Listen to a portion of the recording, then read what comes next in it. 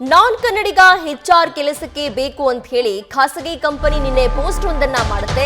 ಕನ್ನಡಿಗರ ಆಕ್ರೋಶ ಇದಕ್ಕೆ ವ್ಯಕ್ತವಾಗುತ್ತೆ. ಈ ರೀತಿಯಾಗಿ ಕನ್ನಡಿಗರು ಈ ಪೋಸ್ಟ್ಗೆ ಆಕ್ರೋಶವನ್ನ ವ್ಯಕ್ತಪಡಿಸಿದ ಬೆನ್ನಲ್ಲೇ ಈ ಪ್ರಕಟಣೆಯನ್ನ ಹಿಂಪಡೆಯಲು ಖಾಸಗಿ ಕಂಪನಿ ನಿರ್ಧಾರ ಮಾಡಿದೆ. ಜೊತೆಗೆ ಕ್ಷಮೆ ಕೇಳಲು ಕೂಡ ತೀರ್ಮಾನಿಸಿದೆ. ಈಗ ಕ್ಷಮೆಯನ್ನ ಕೂಡ ಕೇಳಿದೆ. ಸ್ಕಿಲ್ ಸೋನಿಕ್ಸ್ ಕಂಪನಿ ಈ ರೀತಿಯಾಗಿ ಕ್ಷಮೆಯನ್ನ ಇದೀಗ ಕೇಳಿದೆ. ಏನು ಈ ಕಂಪನಿ HR ಬೇಕು, ಆದ್ರೆ ನಾನ್ ಕನ್ನಡ ಪರ್ಸನ್ ಬೇಕು ಅಂತ ಹೇಳಿ ಒಂದು ಪೋಸ್ಟ್ ಅನ್ನ ಮಾಡುತ್ತೆ. Naukri.com ನಲ್ಲಿ ಈ ರೀತಿಯ ಒಂದು ಪೋಸ್ಟ್ ಅನ್ನ ಮಾಡಿ ಪ್ರಕಟಣೆಯನ್ನ ಹೊರಡಿಸುತ್ತೆ. ಸ್ಕಿಲ್ ಸೋನಿಕ್ಸ್ ಕಂಪನಿ ಈ ಕಂಪನಿಗಳಿಗೆ ದುಡಿಯೋದಕ್ಕೆ, ದುಡ್ಡು ಮಾಡೋದಕ್ಕೆ ಕನ್ನಡ ನೆಲ ಬೇಕು, ಆದ್ರೆ ಉದ್ಯೋಗಕ್ಕೆ ಕನ್ನಡಿಗರು ಬೇಡವಾ ಅಂತ ಹೇಳಿ ಕನ್ನಡಿಗರು ಕೆರಳಿ ಕೆಂಡವಾಗಿರ್ತಾರೆ. ಇದೀಗ ಈ ರೀತಿಯ ಆಕ್ರೋಶ ವ್ಯಕ್ತವಾದ ಬೆನ್ನಲ್ಲೇ ಈ ಖಾಸಗಿ ಕಂಪನಿ ಏನಿದೆ ಇದು ಕ್ಷಮೆಯನ್ನ ಕೇಳಿದೆ.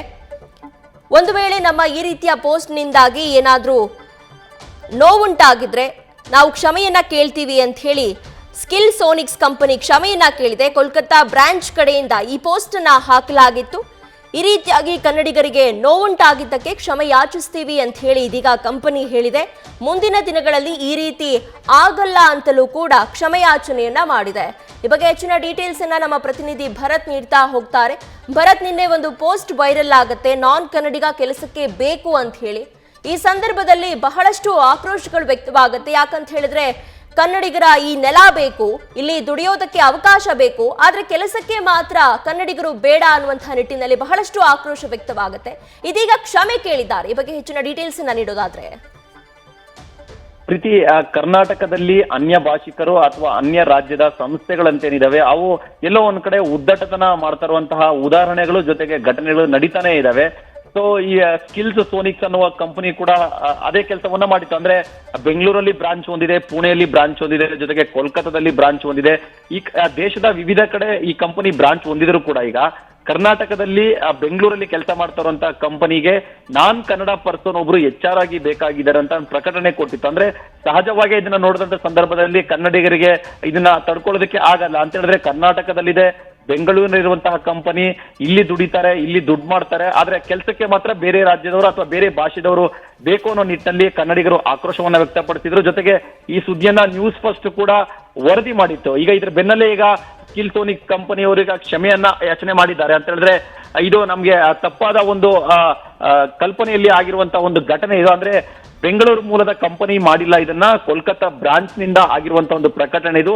ನಮ್ಮಿಂದ ತಪ್ಪಾಗಿದೆ, ಇದರಿಂದ ಕನ್ನಡಿಗರು ಕೂಡ ಸಹಜವಾಗಿ ನೋವಾಗಿರುತ್ತೆ. ಖಂಡಿತವಾಗಿಯೂ ಇದಕ್ಕೆ ನಾವು ಕ್ಷಮೆಯಾಚನೆ ಮಾಡ್ತೀವಿ ಅಂತೇಳಿ ಈಗ ವಿಡಿಯೋ ಬೈಟ್ ಕೊಡೋದ್ರ ಮುಖಾಂತರ ಅವರು ಕ್ಷಮೆಯನ್ನ ಯಾಚನೆ ಮಾಡಿದ್ರು. ಜೊತೆಗೆ Naukri.com ನಲ್ಲಿ ಏನು ಪ್ರಕಟಣೆ ಕೊಟ್ಟಿದ್ರು ಅದನ್ನ ಕೂಡ ನಾವು ಹಿಂಪಡೆಯುತ್ತೇವೆ ಅಂತ ಹೇಳಿ ಒಂದು ಹೇಳಿಕೆಯನ್ನ ಕೊಟ್ಟಿದ್ದಾರೆ. ಜೊತೆಗೆ ಮುಂದಿನ ದಿನಗಳಲ್ಲಿ ಕನ್ನಡಿಗರಿಗೆ ಅಥವಾ ಕನ್ನಡ ಭಾಷೆಗೆ ಅವಮಾನ ಮಾಡುವಂತಹ ಕೆಲಸ ಮತ್ತೆ ನಾವು ಮಾಡೋದಿಲ್ಲ ಅಂತ ಹೇಳಿ ಕೂಡ ಈಗ ಸ್ಪಷ್ಟನೆಯನ್ನ ಕೊಟ್ಟಿರೋದೊಂದು. ಖಂಡಿತವಾಗಿಯೂ ಈ ರೀತಿಯಾದ ಘಟನೆಗಳು ಮರುಕಳಿಸಬಾರದು. ಈ ರೀತಿಯಾದ ಘಟನೆಗಳು ಮರುಕಳಿಸಿದ ಸಂದರ್ಭದಲ್ಲಿ ಈ ರೀತಿಯಾದ ಒಂದು ಧ್ವನಿ ಎತ್ತಬೇಕಾದಂತಹ ಒಂದು ಸಿಚುವೇಶನ್ ಕನ್ನಡಿಗರಲ್ಲಿ ಇರುವಂತದ್ದು. ಪ್ರೀತಿ, ಥ್ಯಾಂಕ್ ಯು ಭರತ್ ನಿಮ್ಮೆಲ್ಲ ಡೀಟೇಲ್ಸ್ಗೆ. ಇಂಡಿಯಾ ಪರವಾಗಿ ಎಲ್ಲ ಕನ್ನಡ ರಾಜ್ಯ ಜನತೆಗೆ ನಮಸ್ಕಾರಗಳು. ಎಲ್ಲ ಕನ್ನಡ ಸಮಸ್ತ ಜನರಿಗೆ ತಿಳಿಸುವುದೇನೆಂದರೆ, ನಮ್ಮ ಸಂಸ್ಥೆ ಸ್ಕಿಲ್ ಸಾನಿಕ್ಸ್ ಇಂಡಿಯಾ ಸಂಸ್ಥೆಯಿಂದ ದೇಶದ ಕಾರ್ಯನಿರ್ವಹಿಸುತ್ತಿದ್ದು, ಅದರಲ್ಲಿ ಒಂದು ಸಂಘ ಆದ ಕೋಲ್ಕತ್ತಾ ವಿಭಾಗದಲ್ಲಿ ನೇಮಕಾತಿಗೆ ಬೇಕಾಗಿರುವ ಜಾಹೀರಾತಿನಲ್ಲಿ ನಾನ್ ಕನ್ನಡಿಗ, ನಾನ್ ಮರಾಠಿ ಎಂದು ಜಾಹೀರಾತು ನೀಡಿರುತ್ತಾರೆ. ಇದರಿಂದ ನಮ್ಮ ಕನ್ನಡ ಜನರಿಗೆ ನೋವುಂಟು ಆಗಿದೆ. ಇದರ ವಿಚಾರವಾಗಿ ಮೇಲಾಧಿಕಾರಿಗಳಿಂದ ಕ್ರಮ ಕೈಗೊಳ್ಳಲಾಗಿದ್ದು, ನಮ್ಮ ನೇಮಕಾತಿಯಲ್ಲಿ ಲೋಪದೋಷಗಳನ್ನು ಸರಿಪಡಿಸಲಾಗಿದೆ ಮತ್ತು ಜಾಹೀರಾತನ್ನು ಹಿಂಪಡೆಯಲಾಗಿದೆ.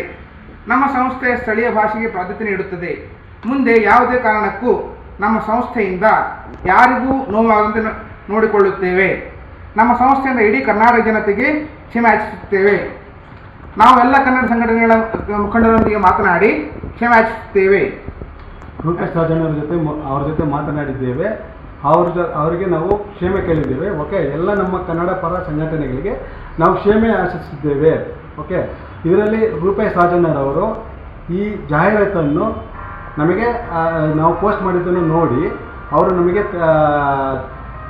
ತಿಳಿಸಿದರು. ಅದರಿಂದ ನಾವು ಆ ಜಾಹೀರಾತನ್ನು ಹಿಂಪಡೆದು ಇದರಿಂದ ಯಾವುದೇ ನಮ್ಮಿಂದ ತಪ್ಪಾಗಿರೋದ್ರಿಂದ ಇದರಿಂದ ಇನ್ನು ಮುಂದೆ ಯಾವುದೇ ತಪ್ಪು ಮಾಡಿದೆ ನಾವು ಕನ್ನಡಕ್ಕೆ ಆದ್ಯತೆ ಕೊಡುತ್ತೇವೆ. ಕ್ಷೇಮಕ್ಕೆ ಯಾಚಿಸುತ್ತೇವೆ. ಎಲ್ರಿಗೂ ಅಷ್ಟೇ, ರಾಜಣ್ಣವರು ಕೂಡ ಅಷ್ಟೇ, ರೂಪೇಶ್ ರಾಜಣ್ಣವರಿಗೆ ನಮ್ಮ ಕಡೆಯಿಂದ ಕ್ಷೇಮ ಯಾಚಿಸುತ್ತೇವೆ ಮತ್ತು ನಮ್ಮ ಸಂಸ್ಥೆಯಲ್ಲಿ ಕನ್ನಡಿಗರಿಗೆ ಆದ್ಯತೆ ನೀಡಲಾಗುತ್ತದೆ. ಧನ್ಯವಾದಗಳು. ಜೈ ಕರ್ನಾಟಕ. ನ್ಯೂಸ್ ಫಸ್ಟ್ ನಿರ್ಭೀತಿಯಿಂದ ನಿಮ್ಮ ಪರವಾಗಿ.